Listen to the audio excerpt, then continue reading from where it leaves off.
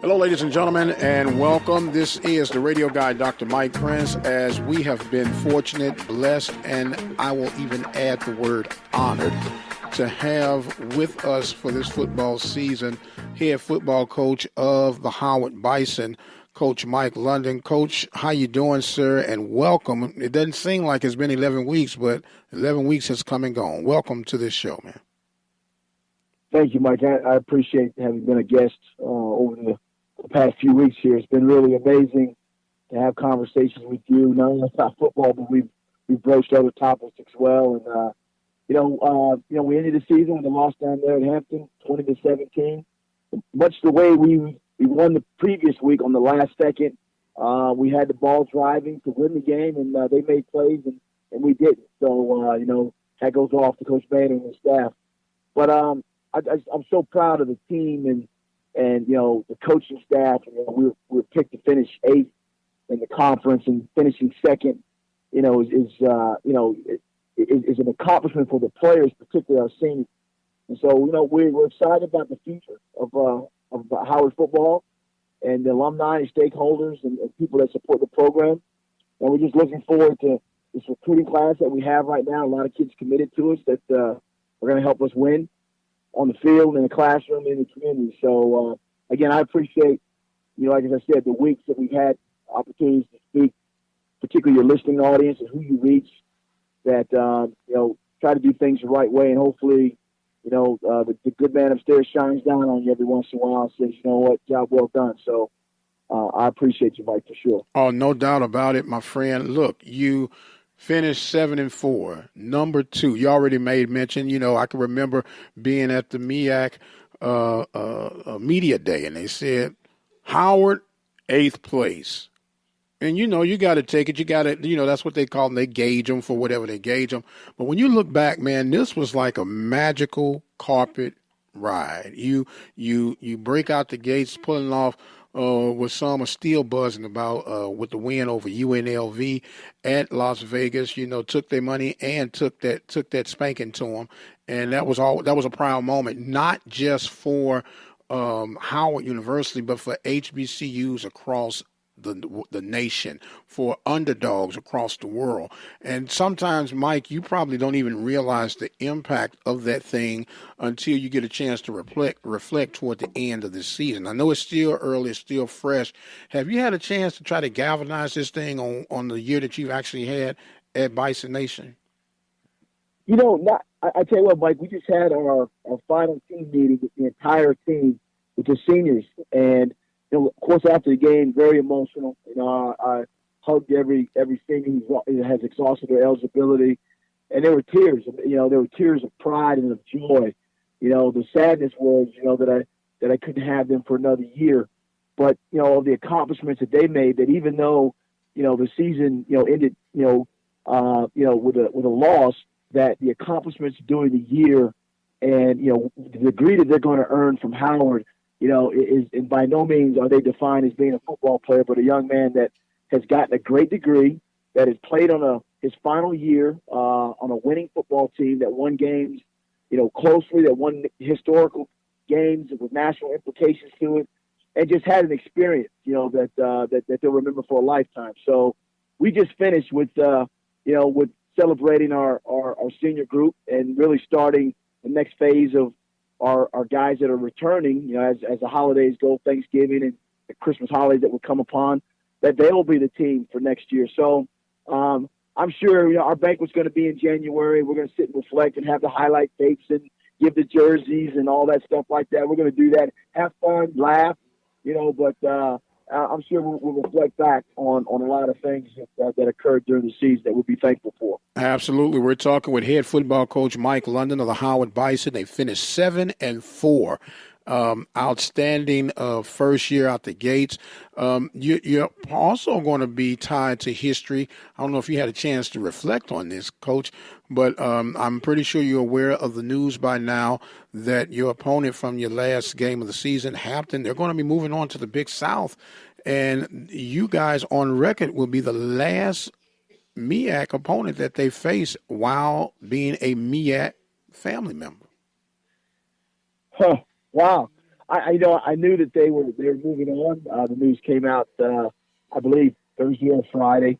I haven't had the privilege to be, around in the conference, but I being from Hampton, Virginia, I do know about Hampton and Dr. Harvey and Coach Maynard, and the coaches that have come out of there and players that have played there. So it'll be, I'm sure that the conference will find someone else to fulfill the role of for competitive purposes. But the news, I'm sure there'll be a lot of news here coming in the next few weeks or so as the seasons come to end and opportunities will begin for others, and obviously opportunities will end for others. So it's kind of the period that we're in right now, where you see the landscape kind of change in direction and leadership and all those other things. So it's been very informative for say the least. Absolutely. Now, I've been a part of the HBCU experience since 1988, Mike, and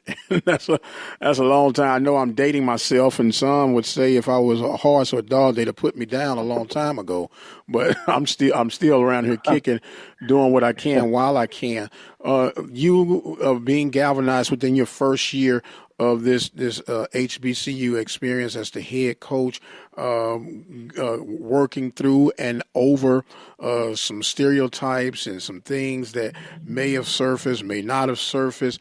How do you, would you say, chronicle your first year here with Howard and with the HBCU experience?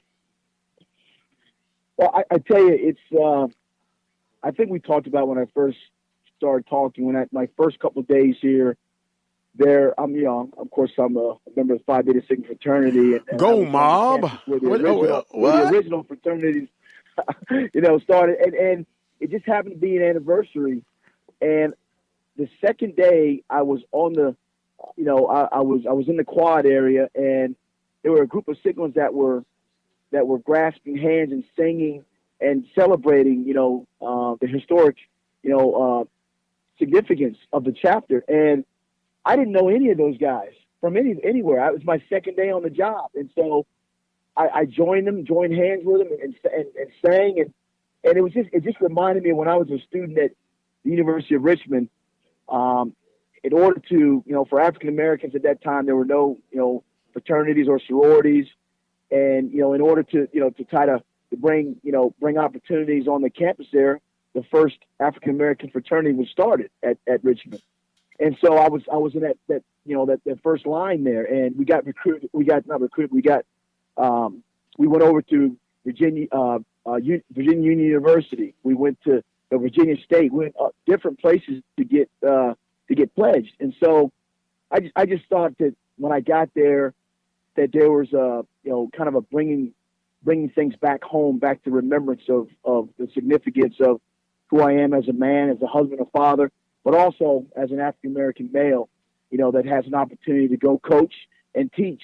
And I've been really blessed to coach, at every level, but, feel really blessed to have coached at Howard to bring back an experience, to share an experience, to give teaching and instruction, role modeling and mentoring young men that need it at any level, and so that's really been the blessing of everything.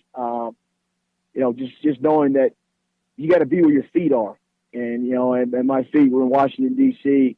at Howard University, and embraced by President Frederick, Kerry Davis, and a lot of the alumni there. So I'm not trying to get mushy or anything like that, but I'm just telling you, I'm an emotional guy. I'm a passionate guy. And I believe people will move by the way you make them feel. And wanted to make sure the experiences our players had, felt like it was a genuine experience. And so very blessed with the season and how it turned out. And I know we're going to have some postseason honors for some of our players. So we'll see. The best is yet to come. Absolutely. And on that, we'll thunder back along the line. Our call speeds on its way. Woo, boy, you talking about, man, I'm trying to collect myself over here. But we're talking right now with Coach Mike London, head football coach of the Howard Bison, finished the top 2 of the conference unexpected, which means that now there's going to be a greater expectation. And so now is when the game really begins now, Coach. Recruiting is going to start, and you got a lot of things lined up. You got young men who have committed earlier throughout the course, and you get a chance now to even, now that you've got your fingerprint on the program, now you begin to mold and shape this program that can represent the values and the core of who Mike London is. And it's again the messaging and the profile student athlete that seeks a meaningful degree, that will embrace a relationship oriented coach that expects expectations, accountability, responsibility. Around with a great coaching staff. So it's school is cool. That's what we talk about. School is cool. So we're doing an internship for the summer or whatever it may be. It's important that you brand yourself not being just a football player, but a man that's educated in the 21st century. So a lot of the recruits and the parents that we've had committed and the ones that we're recruiting right now, as the recruiting period is going on, that resonates with them. So now our job is to find them and compete against some of the other FBS schools that we may be in competition with. But nonetheless, that's the joy of it. I like doing it, and so we'll look forward to this recruiting season to start. Now, Coach, I know it's still early and you're still trying to reflect, but off the top of your head right now, what are some of the gaps you're going to have to fill to keep the level of Bison program and to enhance it? Some gaps that you're going to have to bridge. Yeah, we have quite a few offensive linemen graduating, so we're going to have offensive lineman needs, in a big way. We didn't run basically with a tight end this year, kind of an H-back type of person who's multiple, but we need to get that done. Safeties, defensively, we got, at one point we started all four freshmen, defensive backs, but we need safeties. And there's other areas, but I would say that the O-line, being retooled and refashioned, again, is going to be critical for us. But I do believe, we have a quarterback, Kyle Anthony, a receiver, Jaquez Ezard, who led the country in yards per reception. We got a good nucleus coming back. We look forward to adding more to a talented group. Absolutely, Coach Mike London and the Howard Bison. Man, I still am scratching my head over here that the season's over, man. It is absolutely over. Yeah. Yeah, it's amazing. From the UNLV win and all the national attention, and just how that carpet ride was it was fantastic. And then, even some of the tough losses that our guys didn't quit. It's how you respond back to life and adversity and things like that. And so that's why after the game, the tears weren't just tears of losing the game, but just the life lessons, the journey that a season can take you on. People are brought into your life for a moment, for a reason. And for 2017, it was for a season for these seniors. So I'm happy for them. And like I said, we look forward to moving on and providing better opportunities, more opportunities for our 2018 group of guys. Absolutely, Coach Mike London. Look, Coach, now I know we're going to be talking during the off season and everything, but since this is the last official show during the regular season, I know I got you to sing Happy Birthday a little bit, but you got to give me a little bit of a Sigma chant before we wrap this thing up this week, man. You got to give me one. You don't have to go full detail, but give me a little Sigma roll on one of them. Let me see. I got a feeling,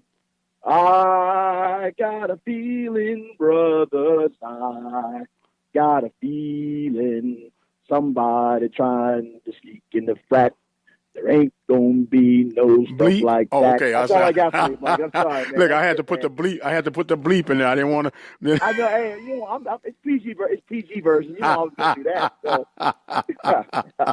Well, look, man. All I can tell you is thanks and thanks and thanks again. I have become a better reporter, a better fan, and just a better person, having the ability to be in your acquaintance.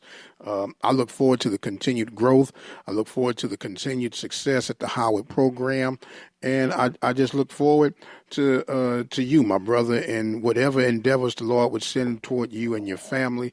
I've totally been enriched and enhanced as an individual to know and really learn of a Mike London. Well, Mike, like I said, to God get the glory in all this, anything that's done. And so look forward to being again kind of a vessel, being used to sit on the hill, is a light to some of these young men. And I look forward to the continuing relationship on at Howard University. But thank you, my brother, for everything you do as well. Have a great evening. Okay, you do the same, my friend. And look, we're going to be talking once it's been determined who's going to represent the Southwestern Athletic Conference for this annual Celebration Bowl. And we'll talk a little X's and O's on what you think and what I think, and then we'll try to come to a happy medium. I already got a feeling who you're going to be pulling for, but we can at least still talk X's and O's. How about that, man? Definitely look forward to it. All right, Coach Mike London and the Howard Bison with a 7-4 regular season, some magical carpet rides this year, the signature win over UNLV, and shocking the MEAC Nation, if you will, by coming in the second seed. Coach, as always, thank you. Thank those who have listened, and as always, you guys be blessed, and we'll see you on the other side.